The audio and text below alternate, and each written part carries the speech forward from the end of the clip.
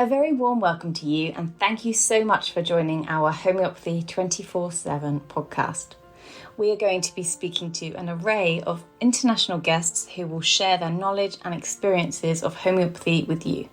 We will discuss all types of subjects such as remedies, symptoms, and stories of health. No matter where you are with your homeopathic journey, we aim to inspire you on your quest to natural health and living. The podcast is brought to you by Mary Greensmith, the founder of Homeopathy 24/7, which is a global platform connecting you with a homeopath wherever you are in the world, 24 hours a day. So let's get started with today's chat. Please welcome Mary Greensmith. Hello, good morning, Anjum. Lovely to see you. Thank you so much for coming and joining our podcast. Tell me a little bit about yourself. Hi, Mary. Thank you for having me on. So my name is Anjum Rahmatulla. I work in Edinburgh in Scotland. I qualified roughly about 20 years ago. I've stopped counting now. And I trained in Edinburgh at the Edinburgh College of Classical Homeopathy, I think it was called at the time. I lived and worked in Dundee, which is north of Edinburgh, for many years. I now live in Edinburgh and I work internationally. And I guess that was the silver lining of the pandemic for me to start working online. And that's the majority of my consultations are now online. Fantastic. That's great. So that means that obviously you've got the best of both worlds. You can live in a beautiful place. You don't have to go far to go to work, and you can see people around the world. Absolutely. I see people across the UK as well as internationally, the USA, Canada, Australia, usually the English-speaking world, but and through Homeopathy 24/7, of course, we have lots of homeopaths who speak different languages, so there's a huge potential there. Yes. It means that we're just available, aren't we, to help more and more people that become aware of homeopathy. What is it that you love about homeopathy? Why are you a homeopath? Why am I a homeopath? I am a homeopath, firstly, because it started with me being treated for an accident and also for backache during pregnancy with homeopathy. And then when I had children, I think that was probably the main trigger for me to look at more natural, less invasive, non-drug alternatives. And that is exactly what homeopathy is. I love homeopathy because it gives people a choice as to how to look after your health. That's the first thing. The second thing is it's natural in the sense that it stimulates your own body to start the healing process. It looks at the whole person. It's holistic. So it's not just looking at the arthritis or your menstrual problems just on their own. It's looking at them in the context of who you are as a person. And I guess that's fundamental for me. I'm interested in people, and it gives me the opportunity. It's a gift to be able to speak to people and to hear their stories. Yes, absolutely. I can completely agree with that. And the opportunity perhaps to help people understand what their symptoms are trying to tell them. Yes. So usually in the conventional model, a symptom like a headache or a sore throat, you take a paracetamol, get rid of it. In the homeopathic model, obviously, people come to you for help with headaches and sore throats and so on. But you look at the symptoms in a slightly different way. They are trying to tell you something about something that's out of balance in your system. And that's the starting point. It's not the end of it. You then explore what they are like as a person. So there are two ways of treating people. There's the acute level where you just treat the headache and you're looking at quite a narrow picture. But if somebody has recurring headaches, recurring sore throats, then you need to look at a much bigger picture. And what I mean by that is that you need to build like a jigsaw of the person. That's my favorite analogy. But you have to go back in time. And what you're trying to do is you're trying to join the dots. You're not looking at the person today, but you're looking at what they were like earlier and the accumulation of experiences that has made them what they are today. Okay. So have you got any examples of cases that you had to explore? They come to you with a particular symptom or diagnosis, and you've had to explore the background to find out what has led to this symptom. Okay, I can talk about a couple of people that I saw, and this is many years ago whilst I was still in Dundee.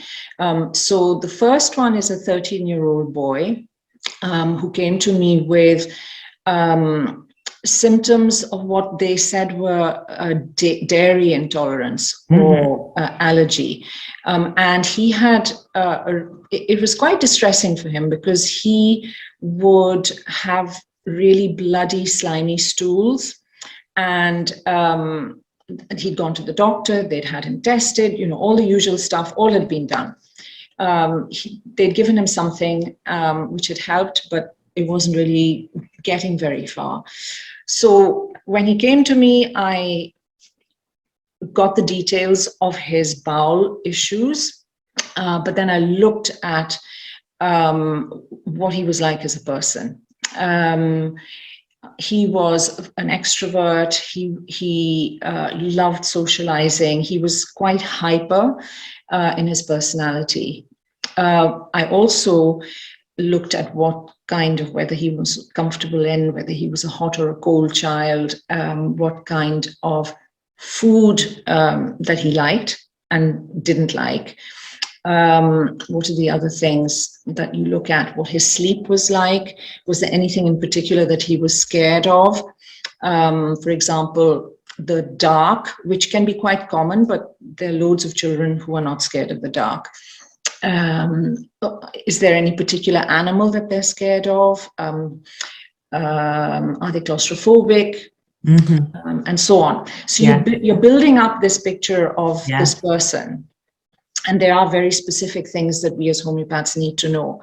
It's not just a generalized jigsaw that you're setting up. It's a very specific one. Any dreams that they might have. And once you've built up, you've got enough information to build up a picture, you then have to match it with a remedy or a number of remedies that we have in our materia medicas. The remedy that I gave him was phosphorus, very well-known remedy. Yes. But it matched a lot of his symptoms, but in particular, it matched his personality and the fact that he was passing a lot of blood. And phosphorus is a remedy that's associated with blood loss. Yes. He also had a lot of nosebleeds, for example. It took about 2 months for the first couple of doses to start helping him. But because he was getting better on all accounts, I continued with the phosphorus. Now, the other thing that happened was that he had an allergy to cat's hair. Okay. And though that wasn't the purpose of the consultation as far as his mother was concerned, she just wanted some help with the bowels. Yes. His allergies got better. He was able to eat dairy again. For the first couple of months, if he ate dairy, like cheese or ice cream, his symptoms, his bowel symptoms, got at least 50% better. But after another 3 months, they disappeared. So it takes time. It doesn't happen overnight. Yes. Sometimes the first remedy may not do the job, so you need to look for another remedy that will help that process to go further. But in his case, the first remedy was all he needed. It needed to be repeated. Sometimes you need to change the potency. But I think about 6 years after I first saw him, so he would have been about 19 then, I was speaking to his mother, and I said, "How is he doing?" And she Yeah. said, "Oh, he's fine, no problems at all." So that was really, really nice to hear. Amazing, isn't it? Because the great thing about homeopathy is that it's actually training the body to react in the right way, isn't it? And allowing the body to make changes, rather than like with normal Western medicine, it's stopping an action dead, but it's not teaching the body. And perhaps that's why people sometimes get a little bit dismayed with homeopathy, because it does take time for the body to learn these new processes, doesn't it? Yeah, yes. I mean, any system of medicine that is going to help you is not a one pill wonder.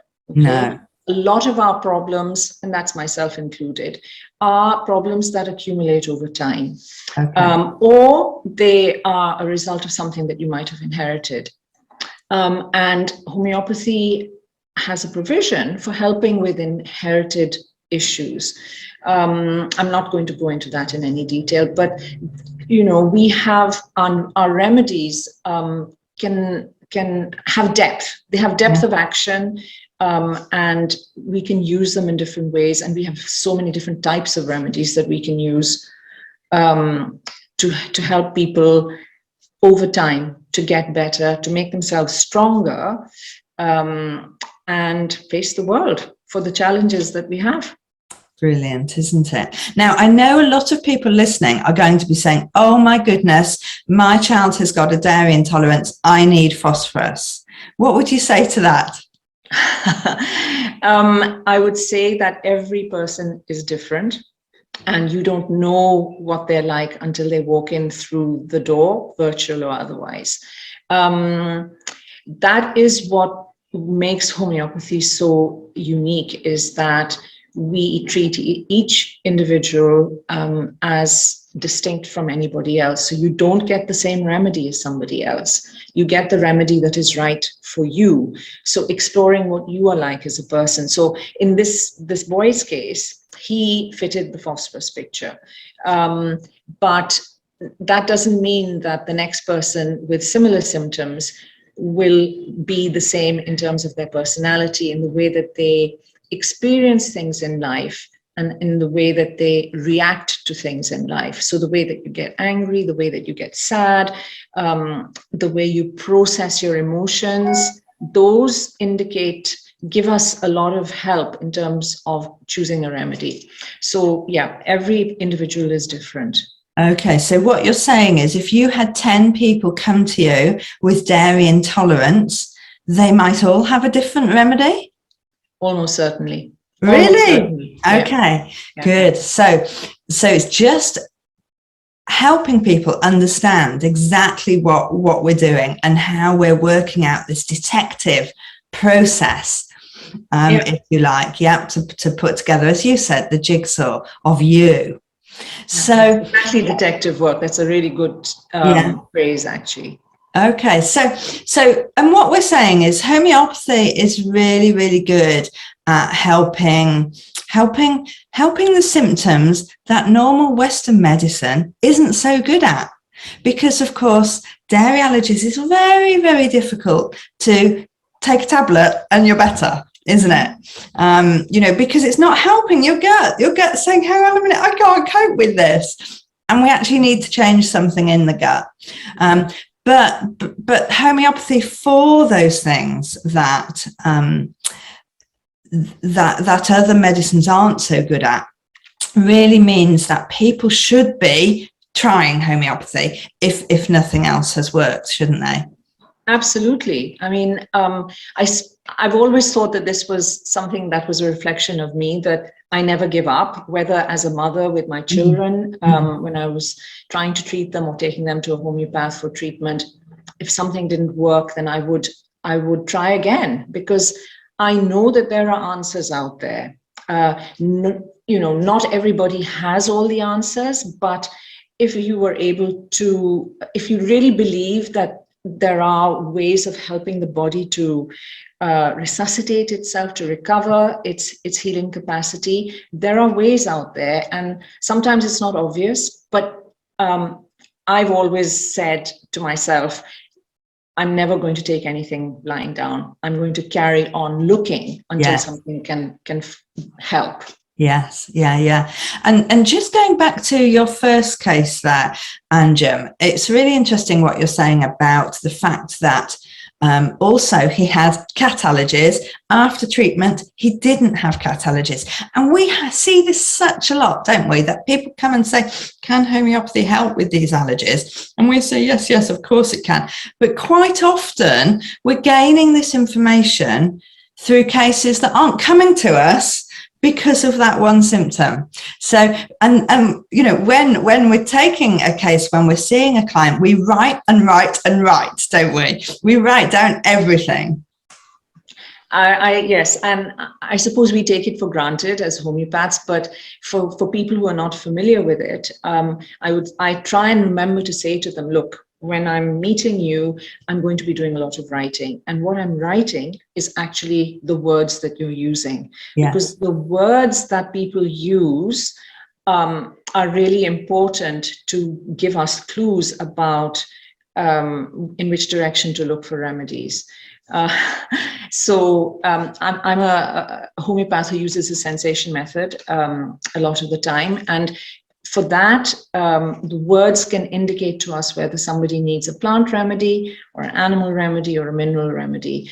And if you don't write it down in the way that the patient has told you, then that information is lost and you can't really do your job really well. But we have to listen carefully and we have to write it down or type it down as is said by the patient.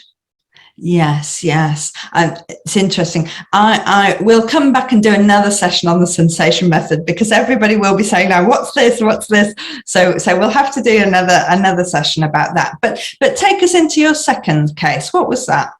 Okay, so my second case is of a young woman. She was about 21. She first came to me for an acute cystitis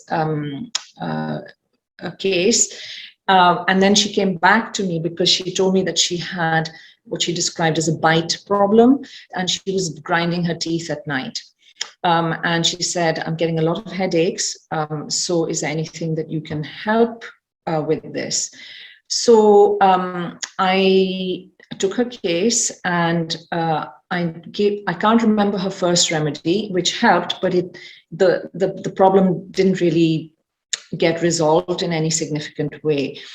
I ended up then giving her a remedy called Sepia, which is another well-known remedy. And now, why did I give her Sepia? It wasn't just for the grinding of the teeth, because when you look up our repertories, there are over 100 remedies that you might give someone if they grind their teeth at night. Yes. How do you choose? Yes. So you look at the person. You look at what they like. And so she told me a little bit about herself. And I'm actually going to quote her because yes, her own words say more than anything I can say. So there are 4 quotes. I'll try and be quick. In general, I feel very lonely. I meet my friends, but their lives are so very different from mine. They can count on other people, a husband or a mother, but I feel that if I will not solve things on my own, no one will do it for me. Very independent. Quote number 2, to avoid worrying, I try to go out a lot. I ride a bike, I ride a horse, I swim. My energy comes from active life. As soon as I sit in the office and just go home, I feel weak, lonely, and tired. Quote number 3, I feel well mentally, as the more occupied is my mind, the better it works. And the final one is, since I came back from Scotland, I did not manage to convince any of my friends to go dancing with me. So on Friday, I thought enough, and I went alone. At the beginning, I felt confused as everyone came, and as everyone came with at least one friend. But the feeling disappeared quickly, and I had a great time dancing many hours and seeing how people see me. I love to dance. Now, that ticks all the boxes for Sepia. I mean, obviously, for people who are not familiar with the remedy, It's a remedy for people who are independent.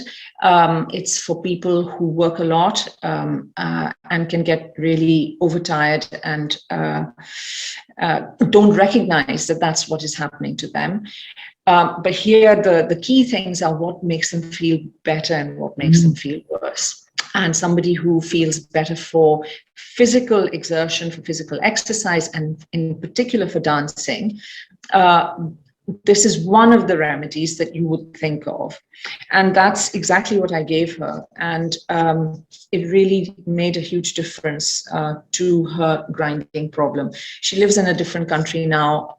This is like, 15 years ago. So Okay. I haven't been in touch with her, but Yes, it was a really nice way of seeing, what happens when a remedy like that is given.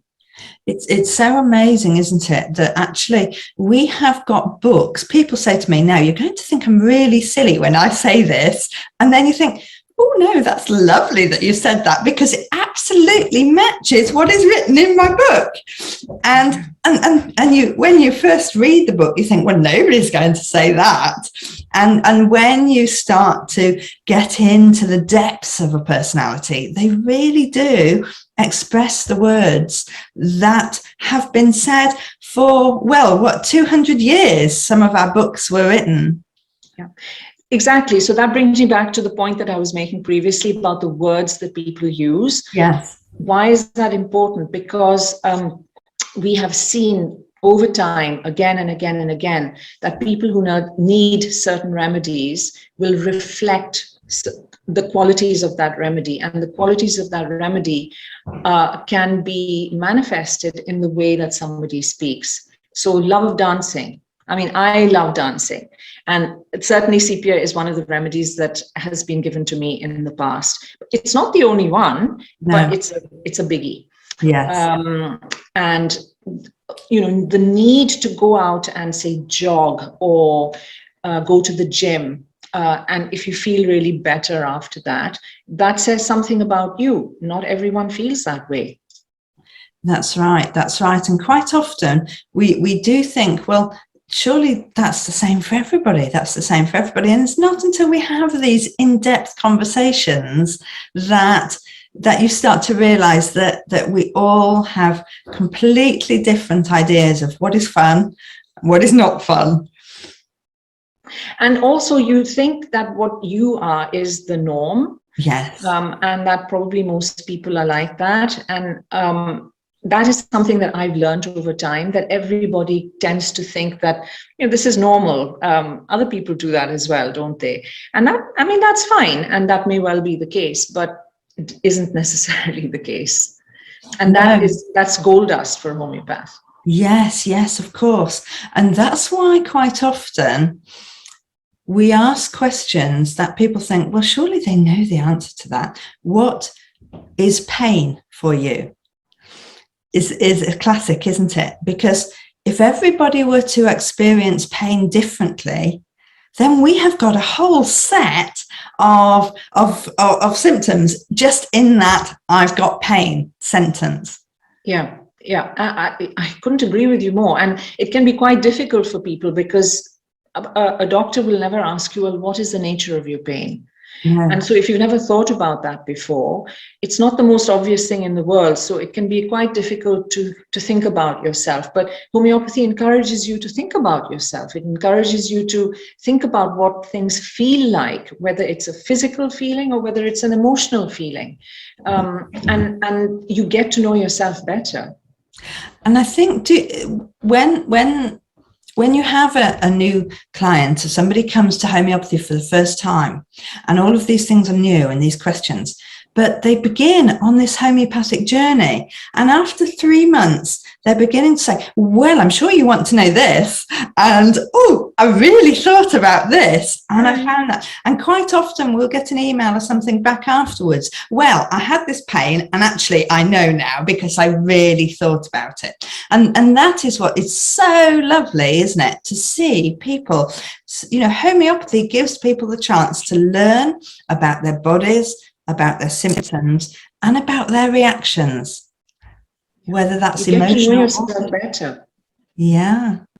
And there's, for me, that's a very important part of the journey of life, is to get to know yourself better.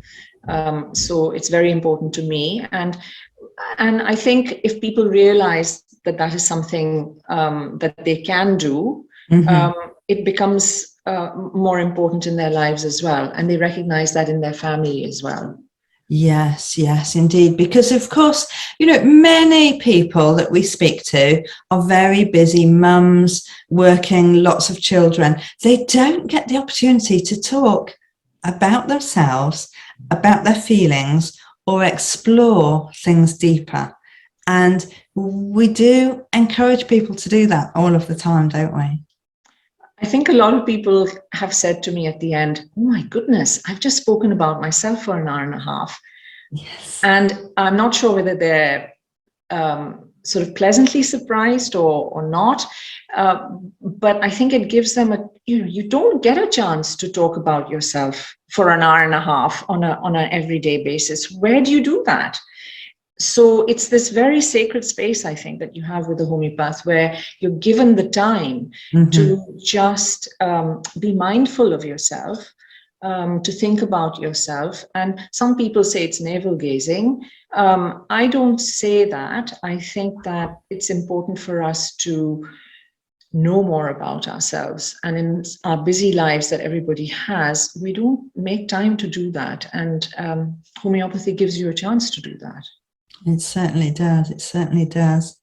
So those two cases we talked about, dairy intolerance and teeth grinding, you used two specific remedies that came up from the whole picture.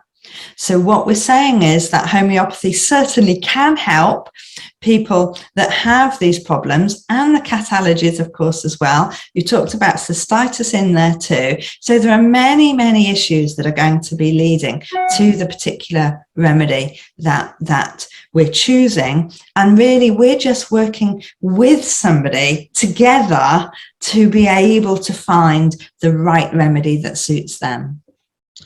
I think that relationship between you and your client is very important.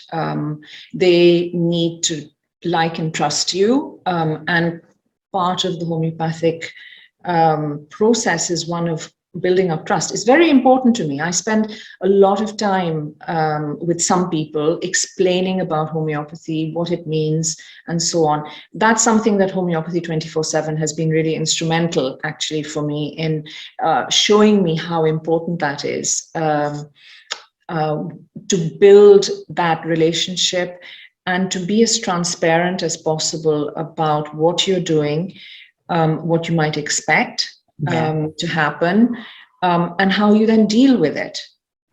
Yes, because of course with Homeopathy 24/7 we are talking to people who we don't know their full history. We're just helping them in the moment, and we also don't know how much they know about homeopathy and what might happen after you've taken a remedy. So we do have to have all sorts of conversations around that, don't we? Yeah. And if you're not familiar with homeopathy, I can see that it can be quite daunting. I remember when I was first told about homeopathy, it didn't make any sense to me at all. But there was something about it that really interested me because it was quirky, it was different, and I stayed with it, and I'm still with it. Thank goodness you did. But I do have to say that beware anybody thinking about going down the homeopathic journey, because it's just a lifelong learning, isn't it? We just love it. We spend a lot of time continuing study, and it does make me giggle sometimes with other therapists when they talk about continued learning and practice. And I think, gosh, homeopaths, we have a trouble to stop learning, don't we? We do course after course after course, because it is, and anybody, not even if you're a homeopath, just if you start getting interested in it, there is so much that is suddenly going to blow your mind. Beware, because you'll be wanting to read lots of books. You'll be wanting to do lots of courses because it is absolutely enthralling. Thank you so much for joining me today, Anjum. It's been lovely, lovely talking to you. And don't we just love talking about homeopathy? Yeah, absolutely. Thanks, Mary. So it's just absolutely great fun, isn't it, to be to be going back and seeing those old podcasts that we did nearly 2 years ago with Anjum. So I do hope you've enjoyed this podcast. And next week we are going to be looking at another old episode with Dr. Isaac Golden about homeoprophylaxis. Now, this is not something that we discuss an awful lot in our groups because Facebook doesn't like it and YouTube doesn't particularly like it. But I think it's important that you know what is available with homeopathy, and who better to discuss it with than Dr. Isaac Golden. So I hope you are looking forward to coming back and joining with us to see what is being done, what can happen with homeopathy. Look forward to seeing you next week. Take care. I do hope you've enjoyed these episodes, and I do hope you can subscribe to our channels. Now, there are various ways for you to listen to our podcast or watch it on video on YouTube. So whether it's iTunes, Spotify, or YouTube, please do subscribe and please do leave us a review. If you leave us a review on these platforms, then more people will see our podcast. We just want more people to share the joy of homeopathy. It's a choice that everybody should know about. Please do everything you can to help us help more people.